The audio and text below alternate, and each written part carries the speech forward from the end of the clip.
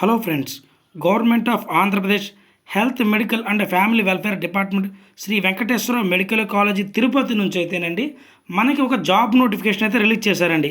ఈ నోటిఫికేషన్లో భాగంగా 10th క్లాస్ నుంచి డిగ్రీ చదువుకున్న వాళ్ళందరికీ ఉద్యోగాలు అయితే ఇవ్వనున్నారండి. ఇందులో భాగంగా ప్రజెంట్ ఈ ఉద్యోగాలు అనేవి కాంట్రాక్ట్ అండ్ అవుట్సోర్సింగ్ బేస్ మీద అయితే భర్తీ చేయనున్నారు. కాబట్టి అర్హత అవకాశం కలిగిన మేల్ అండ్ ఫీమేల్ క్యాండిడేట్స్ ప్రతి ఒక్కరు ఈ ఉద్యోగానికి అయితే అప్లై చేయండి. ఈ ఉద్యోగానికి మనం ఆఫ్లైన్లోనే అప్లై చేయాలి, ఆన్లైన్లో అప్లై చేయడం కుదరదండి. మీకు ఏదైనా రికమెండేషన్ లాంటిది ఉన్నా కానీ అది ఉపయోగించుకోండి అండి. ఈ ఉద్యోగానికి ఎలా అప్లై చేయాలి, వీటి యొక్క జీతం ఎంత ఉంటుంది, దీని యొక్క ఫీజు ఎలా ఉంటుంది అనేది ఒక 2 నిమిషాల్లో అయితే ఈ వీడియోలో అయితే పూర్తిగా తెలుసుకుందామండి. సో మీ అందరికీ ఒక చిన్న రిక్వెస్ట్ అండి, వీలైనంత వరకు పూర్తి అప్డేట్ ఇవ్వడానికి మా పూర్తి ప్రయత్నం చేస్తున్నాము. వీడియో చూసే ప్రతి ఒక్కరు వీడియోతో పాటు ఒక లైక్ ఇస్తే మా అందరికీ కొంచెం బూస్టప్గా ఉంటుందండి. ఇంకా డైరెక్ట్గా నోటిఫికేషన్లోకి వెళ్తానండి. మొట్టమొదటిగా అనస్థీషియా టెక్నీషియన్ అండి. దీని యొక్క ఎడ్యుకేషన్ క్వాలిఫికేషన్ వచ్చేపాటికండి డిప్లొమా ఇన్ అనస్థీషియా టెక్నాలజీ చేసిన వాళ్ళు ఈ పోస్ట్కి అప్లై చేసుకోవచ్చు. 2 years కనుక మీకు ఎక్స్పీరియన్స్ ఉంటే ప్రిఫరెన్స్ ఇస్తారండి. లేదంటే బీఎస్సీ అనస్థీషియా టెక్నాలజీ చేసిన వాళ్ళు ఎవరైనా సరే ఈ ఉద్యోగానికి అప్లై చేయొచ్చు. అదేవిధంగా డేటా ఎంట్రీ ఆపరేటర్ పోస్ట్ అయితే ఉందండి. దీని యొక్క ఎడ్యుకేషన్ క్వాలిఫికేషన్ వచ్చేపాటికి బ్యాచులర్ డిగ్రీ ఇన్ కంప్యూటర్ చేసిన వాళ్ళు అప్లై చేసుకోవచ్చు అండి. అలాగే బీటెక్లో కంప్యూటర్ చేసిన వాళ్ళు కూడా అప్లై చేసుకోవచ్చు. బీఎస్సీలో కంప్యూటర్ చేసిన వాళ్ళు కూడా అప్లై చేసుకోవచ్చు. లేదంటే మీ దగ్గర పీజీడీసీఏ సర్టిఫికేట్ ఉన్నా కానీ మీరు ఈ పోస్ట్కి అప్లై చేసుకోవచ్చు. ఎలక్ట్రీషియన్ మెకానిక్ పోస్ట్ అయితే రిలీజ్ చేశారండి. దీని యొక్క ఎడ్యుకేషన్ క్వాలిఫికేషన్ వచ్చేపాటికి 10th క్లాస్ చేసి ఉండాలి. దానితో పాటు డిప్లొమా ఇన్ ఎలక్ట్రికల్ ఇంజనీరింగ్ కానీ లేదంటే ఐటీఐలో ఎలక్ట్రికల్ ట్రేడ్ చేసిన వాళ్ళు కానీ ఈ ఉద్యోగానికి అయితే అప్లై చేసుకోవచ్చు. మార్చురీ మెకానిక్ అండి.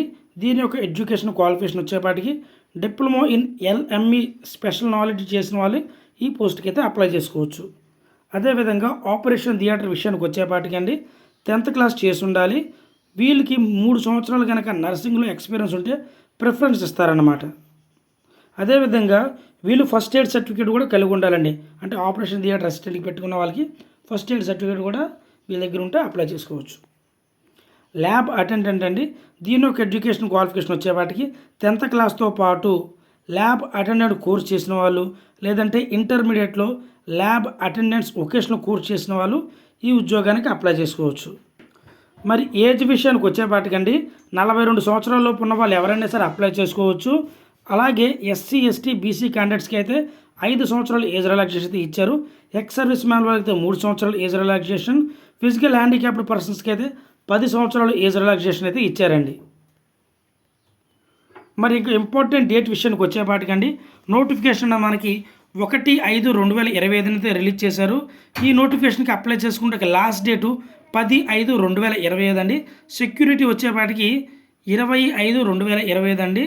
సో మనకి ఫైనల్ మెరిట్ లిస్ట్ అనేది 17/6/2025 అయితే డిస్ప్లే చేస్తారు. అదేవిధంగా అపాయింట్మెంట్ ఆర్డర్స్ అనేవి 23/6/2025 అండి.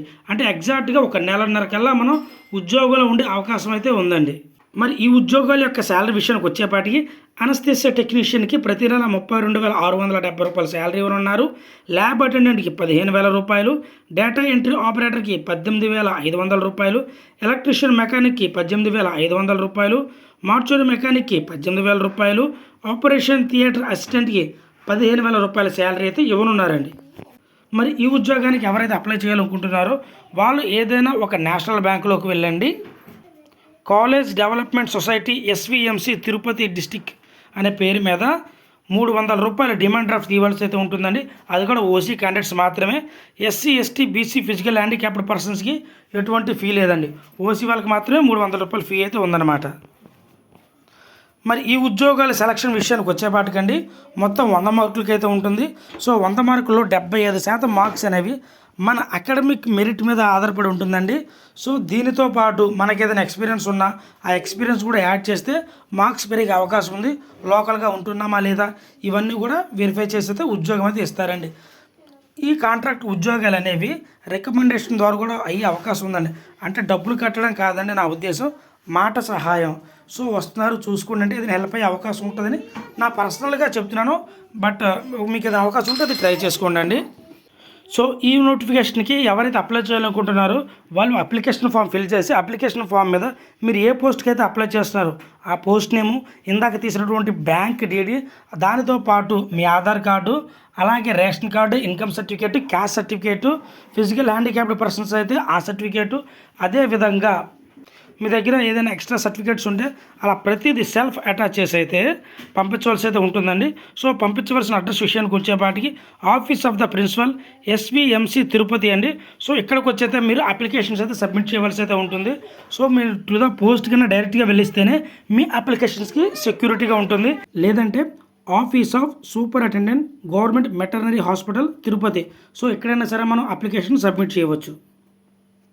సో దీని యొక్క అప్లికేషన్ లింక్ కానీ నోటిఫికేషన్ లింక్ కానీ ప్రతిదీ నేను డిస్క్రిప్షన్లో ఇస్తానండి. అందులోకి మీరు వెళ్ళి 1-2 సార్లు చెక్ చేసుకున్న తర్వాత మాత్రమే వీటికైతే అప్లై చేయండి. ఈ విధమైనటువంటి జాబ్ అప్డేట్స్ కోసం మన ఛానల్ అయితే సబ్స్క్రైబ్ చేసుకోండి. Thank you.